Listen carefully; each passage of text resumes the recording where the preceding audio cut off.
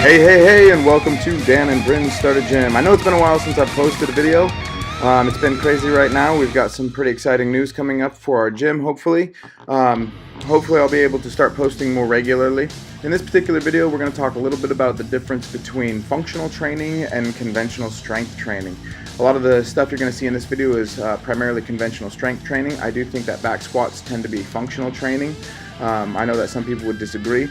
In this video right here, I'm doing back squats where I'm using a box. I really like using a box for my squats. It helps to keep my quads engaged and control my depth. You'll notice that I'm hitting just about parallel, slightly above parallel in that. I tend to superset that with some nice narrow foot hack squats to keep the quad drive going. When it comes to functional training and conventional strength training, the really focus is to determine what your primary goal is going to be. For me, my primary goal is always to build more muscle and to get stronger. Now, you can get stronger with functional training, but some of the problems that I find with functional training is that the learning curve is really steep. To get into the really advanced functional training stuff, there's this huge learning curve where you go from really basic exercises to really complex exercises really fast. One of the other problems with functional training is when you start to fatigue, you're not able to keep pushing because you're required to use more muscles, you're required to keep your balance good, you're required to keep a lot of the core stability and that sort of thing. So I like to pair up both functional training and conventional strength training. I try to do my functional training stuff at the beginning of my workout. This is Bryn doing her box squats as well.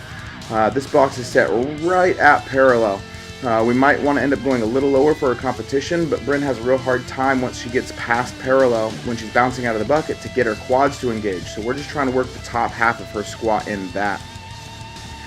And so one of the things, like I said, I like to do is I do primarily my functional training first, and then as I notice my stabilizers fatiguing, as I become more and more fatigued, I start to go into simpler strength training exercises because there's still a lot of strength left in the muscle. There's still a lot of gas in there, and I'm just trying to burn a lot of that up. I like my leg press machine a lot. I'm not sure how much weight I got on there, but I'll start doing more and more reps as I start to fatigue and that sort of stuff, specifically with the more conventional strength training. Now, when you're using a leg press or a hack squat machine, back posture is still important. You want to make sure that you're doing it correctly. When I superset my leg press, I then go into a functional exercise like lunges. Those are 50-pound dumbbells in each hand.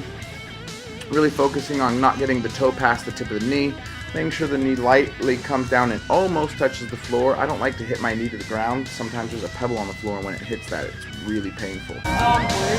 Why is this angle awkward? I'm having style. Well, this is Bryn working on her hammer strength leg press.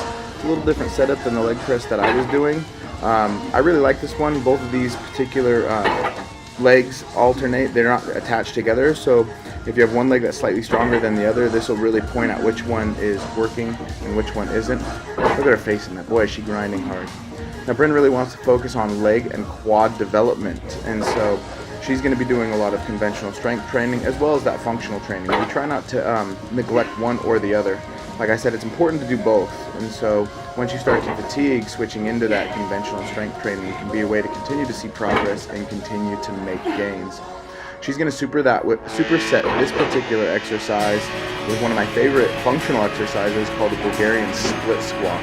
Now, when she's doing her Bulgarian split squat, you'll notice her laces are down. She's going to lean forward. Now, the more you lean forward on your Bulgarian split squat, the more it's going to attack your quad.